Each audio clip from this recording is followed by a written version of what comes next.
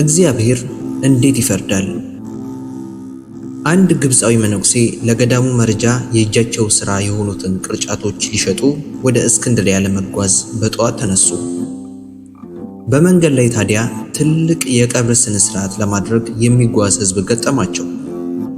ሟቹ ዝነኛ አረማዊ የሆነ ገዢ ሲሆን በዘመነ ሰማዕታት በሺህ የሚቆጠሩ ክርስቲያኖችን የገደለ ሰው ነበር። አሁን ግን ዕድሜ ጠግቦ ሞቶ ነው። ቀኑ ውብ ፀሐያማ ቀን ነበርና የሀገሩ ዜጎች በነቂስ ወጥተው ገዣቸውን እየቀበሩ ነው። ይህንን ያዩት መነኩሴ ጉዳያቸውን ፈጻጽመው ወደ ገዳም ሲመለሱ አሳዛኝ ዜና ሰሙ። ለ60 ዓመታት በበረሃ በብሕትውና ቅጠልና የበረሃ ፍሬ ብቻ እየበላ የኖረ ባህታዊ በዚያች ዕለት በጅብ ተበልቶ ሞቶ ነበር። መነኩሴው እጅግ ጥልቅ ሐዘን ውስጥ ሆነው እንዲህ ሲሉ አሰቡ። በሺህ የሚቆጠሩ ክርስቲያኖችን የገደለ አረማዊ ሰው በታላቅ ክብር ታጅቦ ሲቀበር፣ ሕይወቱን ሙሉ በጾምና በጸሎት ፈጣሪውን ያገለገለው ባህታዊ በጅብ ተበልቶ የተዋረደ አሟሟት ሞተ። ይህ እንዴት አይነት ፍርድ ነው? እግዚአብሔር ከመልካምነቱ ሁሉ ጋር ኢፍትሐዊ ነገሮች ሲሆኑ ዝም ብሎ ይፈቅዳል? በዚህ ምክንያት ብዙ ሰዎች ፈጣሪን መኖር ይጠራጠራሉ። እኔም ፍርዱን እንዲገልጽልኝ መጸለይ ይኖርብኛል አሉ። ከዚያች ቀን ጀምሮ መላልሰው ወደ ፈጣሪ ፍርድህን ግለጽልኝ ብለው ደጋግመው ጸለዩ። ብዙም ሳይቆይ እግዚአብሔር ፍርዱን እንዲህ ገለጠላቸው። ከሳምንታት በኋላ እንደተለመደው ወደ እስክንድርያ የ3 ቀን ጉዞ ሊሄዱና ቅርጫታቸው ሊሸጡ ተነሱ። መንገዱን እንደጀመሩም ድንገት አንድ ወጣት መነኩሴ ወደ እርሳቸው ሲመጣ ተመለከቱ። አባቴ ይባርኩኝ። እግዚአብሔር ይባርክህ ልጄ። አባቴ ወዴት ይሄዳሉ? አለ ወጣቱ መነኩሴ። ወደ እስክንድርያ ቅርጫቴ ልሸጥ እየሄድኩ ነው አሉት። ጥሩ አጋጣሚ ነው አባ፣ እኔም ወደዛ እየሄድኩ ነው አለ በትህትና። ጎሽ አብረን እንጓዛለና አሉ አባ። ወጣቱ መነኩሴ ከእጃቸው ሸክማቸውን ተቀበለ። ጥቂት እንደሄዱም እንዲህ አላቸው። አባ ያው እንደሚያውቁት እንደ መነኮሳት ሥርዓት ጉዞ ስንጓዝ በጸሎት ከእግዚአብሔር ጋር መነጋገር አለብን አይደል? አላቸው። ልክ ነህ ልጄ አሉት። እንግዲያውስ ለ3 ቀን አብረን ስንጓዝ እስክንድርያ እስክንደርስ ድረስ አንዲትም ቃል አንነጋገር። ምናልባት በ3 ቀን ጉዟችን ለማየት የሚከብድ ነገር እንኳን ሳደርግ ቢያዩኝ ላይናገሩኝ፣ ላይፈርዱብኝና የአርምሞ ቃል ኪዳኑን ላያፈርሱ ቃል ይግቡልኝ አላቸው። አባም እየተገረሙ እሺ በሕያው አምላክ እምላለሁ ልጄ አንዲትም ቃል አልተነፍስም አሉት። ሁለቱ አባቶች በጠዋቱ የአርምሞ ጉዟቸውን ጀመሩ። ቀትር ላይ ወደ አንዲት መንደር ደረሱ። ሁለቱ ወጣቶች እነዚህን መነኮሳት አዩአቸው። ከሁለቱ አንዱ ቅዱሳን አባቶች እያለ ወደ እነርሱ ሮጠ። ቅዱሳን አባቶቼ ፀሐዩ እስኪበርድ ድረስ እባካችሁን እኛ ቤት አረፍ በሉ አላቸው። ፀሐይዋ እየከረረች ስትመጣ በበረሃማዋ ግብፅ ጉዞ በጠዋትና ማታ እንጂ በቀትር ስለማይታሰብ ጉዟቸውን ማቋረጥ ነበረባቸው። ስለዚህ ሁለቱ ወጣቶች እነዚህን መነኮሳት በክብር ተቀብለው ከቤታቸው አስገቧቸው። እግራቸውንም አጠቧቸው።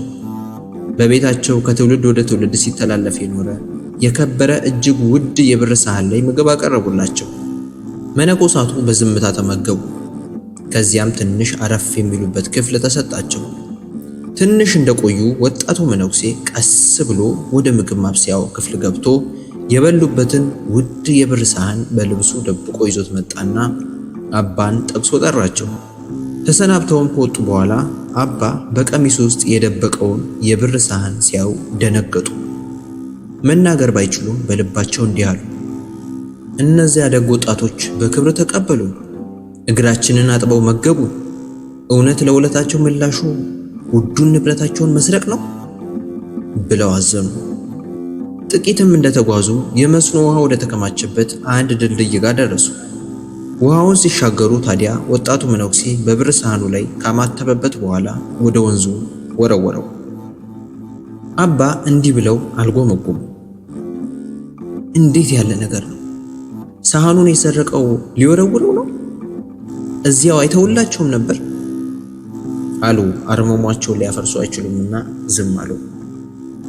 ሲመሽም ወደ አንድ ወጣት ባልና ሚስት ቤት ደረሱ። እንደ ቀኖቹ ወጣቶች እነዚህም በክብር እግር አጥበው አስተናገዷቸውና ማረፊያ ሰጧቸው። ባልና ሚስቱ የሁለት ወር ሕፃን ልጅ ነበራቸው። በጠዋት ሲነሱ ወላጆቹ ሳይነሱ ወጣቱ መነኩሴ ቀስ ብሎ ሄዶ የተኛውን ሕፃን ልጅ ገደለው። አባ ሊያስጥሉት ቢሉም አልቻሉም። እየጎተተ ይዟቸው ወጣ። ጌታ ሆይ ምን አይነት ርጉም ነው! ንጹሑን ሕፃን ገደለው እኮ እያሉ እንባቸው ወረደ። ምንም እንኳን አንጀታቸው በሐዘን ቢኮማተርም በመሃል ላይ የገቡበትን አርመሞ አፍርሰው ከግዝት ላለመግባት አንዲት ቃል ግን አልተናገሩ። በቀጣዩ ቀን ሁለቱ መነኮሳት ወደ አንድ መጠጥ ቤት ደጅ ደረሱ። የጭፈራው ድምፅ ከሩቅ ይሰማል። ሰካራሞቹ መነኮሳቱን ሲያዩ ቅዱሳን እያሉ ተሳለቁ። በሰካራም አንደበት የሚናገረው ዲያብሎስ ነው ብለው ዝም አሉ። ወጣቱ መነኩሴ ግን ወደ መጠጥ ቤቱ አቅጣጫ በግንባሩ ተደፋና 3 ጊዜ ሰግዶ ተሳለመው። ጥቂት እንደሄዱ አንድ ያረጀ መስቀሉ ከጉልላቱ የተነቀለ በርና መስኮት የሌለው ቤተክርስቲያን አዩ። ወጣቱ መነኩሴ ድንጋዮች ለቀመና አማተበባቸው። ወደ ፈረሰው መቅደስም ወረወረው።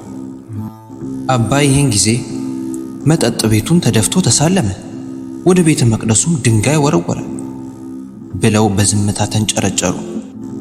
አሁን 3ኛው ቀን ሞላ። በጠዋቱ ወደ አንድ በሸንበቆ የተሰራ ቤት ደረሱ። እናታቸው የሞተችባቸውና በአጎታቸው እርዳታ ብቻ የሚኖሩ 5 ሕፃናት ተቀምጠው ያለቅሳሉ። አባ በርህራሄ ለሕፃናቱ ምግብ ሰጧቸው። እሳቸው ከሕፃናቱ ጋር ሲነጋገሩ ወጣቱ መነኩሴ ደግሞ የሸንበቆውን ቤት በእሳት እያያያዘው ነበር። ሕፃናቱ ከሚነደው ቤት ሮጠው አመለጡ። ይህን ነፍሰ ገዳይ እስከ መቼ ታገሰዋለሁ ሲሉ የቆዩት አባ እስክንድሪያ ደርሰዋልና አሁን በምሬት መናገር ጀመሩ። እስኪ ንገረኝ፣ ከዚህ በኋላ ዝም ልልህ አልችልም። መልስልኝ፣ አንተ ሰው ነህ ወይስ ሰይጣን ነህ? ምን ነው አባ፣ ምን አጠፋው?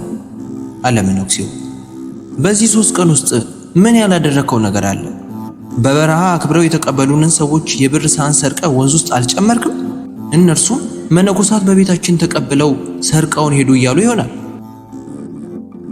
መነኩሴው መለሰ፣ አባ ትልቅ ነገር ነው እኮ ያደረኩላቸው።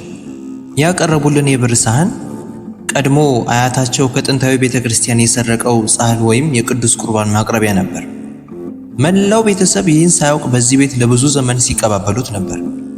በላዩ ላይም በላቲን ቋንቋ ይህ ጻሕል ለቅዱስ ኒቆላዎስ ቤተክርስቲያን የተሰጠ ነው የሚል ጽሑፍ አለበት። በዚህ ምክንያት ያንን ቅዱስ ንዋይ የሚጠቀሙ ሁሉ እስካልተመለሰ ድረስ በእግዚአብሔር ላይ ድፍረት ይሆንባቸዋል። የሞቱት ወላጆቻቸውም በዚያ ቅዱስ ንዋይ የተነሳ ነፍሳቸው ትታወካለች። እነዚያም ወጣቶች በጻሕሉ እኛን በማስተናገዳቸው ነፍሳቸው እንዳትጎዳ አዘንኩላቸው። ስለዚህም ሰረኳቸው። የሰረኩት ፈልጌው አይደለምና ውሃ ውስጥ ወረወርኩት። በማግስቱ የደብሩ ዘበኛ ሊታጠብ ወደ ውሃው ይመጣል። በውሃ ውስጥም ያገኘዋል። የላቲን ቋንቋ ስለሚያውቅ የተጻፈውን ያነበዋል። ወስዶም ለካህኑ ይሰጠዋል። ጻሕሉ ከብሮ በድጋሚ ሲቀደስበት የሞቱትም ያርፋሉ፣ የቆሙትም ከጥፋት ይድናሉ አላቸው። አባ ተደነቁ። እሺ ሕፃኑንስ የገደልከው ለመልካም ብለህ ነው? አባ የእግዚአብሔርን ፍርድ አይመዝኑ። ሕፃኑ የተጸነሰው በኃጢአት ነው። ለወደፊት ደግሞ እጅግ ጨካኝ ወንጀለኛ ሆኖ ወላጆቹን የሚገድል ብዙዎችን የሚያሰቃይ ነው። ስለዚህ ልጁን በመግደሌ 3 መልካም ነገሮችን አደረኩ። ሕፃኑ ከንጽህናው ጋር ወደ ሰማይ እንዲሄድ አደረኩት። ወላጆቹንም በልጃቸው እጅ ከመሞት አዳንኳቸው። በዚህ ልጅ ሐዘን ምክንያት ወላጆቹም ልባቸው በመሰበሩ የቀደመ ኃጢአታቸው ይቅር ይባልላቸዋል። እሺ መጠጥ ቤቱ ደጃፍ ላይ የሰገድከውስ ምን ሆነህ ነው? ወጣቱ መነኩሴም መለሰ፣ 3 ሰዎች በዚያ መጠጥ ቤት ውስጥ ሆነው የፈረሰው የከተማችንን ቤተክርስቲያን እንዴት እንስራ እያሉ እየተጨነቁ ይነጋገሩ ነበር። ምንም እንኳን የተሰበሰቡበት ቦታ መጥፎ ቢሆንም በልባቸው ያለው ሐሳብ ቅን ስለሆነ እግዚአብሔር እንዲረዳቸው ወድቄ ሰግጄ ለመንኩት። ታዲያ ወደ ፈረሰው ቤተ መቅደስ ድንጋይ ለምን ወረወርክ? አሉት አባ። ወጣቱ መነኩሴም በፈረሰው መቅደስ ላይ እየተሳለቁ አጋንንት ሲጨፍሩ አየሁ። በመስቀል ምልክት አማትቤ ድንጋይ ወረወርኩ። በዚህም ምክንያት አጋንንቱ በነው ሸሹ አለ መነኩሴው። አባ ቀጠሉ፣ የእነዛን የሞት ልጅ የሆኑ ሕፃናት ቤትስ ለምንድን ያቃጠልከው? አሉት። መነኩሴውም እነዚህ ሕፃናት እንደሚያውቁት ወላጆቻቸው ሞተውባቸዋል። የቀራቸው ንብረትም ቤቱ ብቻ ነው። ቅድመ አያታቸው የቀበሩት እጅግ ብዙ ሀብት ግን ከዛ ቤት በታች አለ። ከቃጠሉ በኋላ በቀረው ክፍል ለማደር ልጆቹ ሲገቡ የተቀበረውን ሀብት ይውታል። በቤተ ክርስቲያን ጠባቂነት ለሚያገለግል አጎቷቸውም ሄደው ይነግሩታል። በረሃብ መሞታቸው ቀርቶ በጥሩ ሁኔታ ያድጋሉ አለ መነኩሴው። አባ ምንም እንኳን ነገሩ ቢያስደንቃቸውም አንድ ወጣት መነኩሴ ይህን ሁሉ እንዴት ሊያውቅ ይችላል የሚል ጥርጣሬ ያደረባቸውና አንተ ማነህ? አሉት። የእኔ ማንነት ይቆይና እርስዎ በዚህ ሰሞን መላልሰው ፈጣሪን የጠየቁት ነገር ካለ ይንገሩ አላቸው። እኔማ እግዚአብሔር ሆይ ፍርድህን አሳየኝ ብዬ በምድር ላይ ስለሚደረጉ ኢፍትሃዊ ነገሮች ጠይቄው ነበር አሉት። እግዚአብሔር ሰማይ ከምድር እንደሚርቅ መንገዴ ከመንገዳችሁ ሐሳቤም ከሐሳባችሁ የራቀ ነው ብሏልና ፍርዱ አይመረመርም።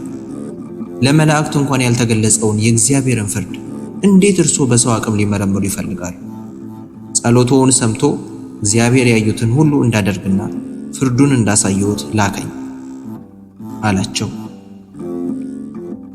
ቅዱስ ኡርኤል ለዕዝራ እንዲህ አለው፣ የምትፈርስ የምትበሰብስ አንተ የማይፈርስ የማይበሰብስ የሕያው እግዚአብሔርን ፍርዱን ልትመረምር አትችልም።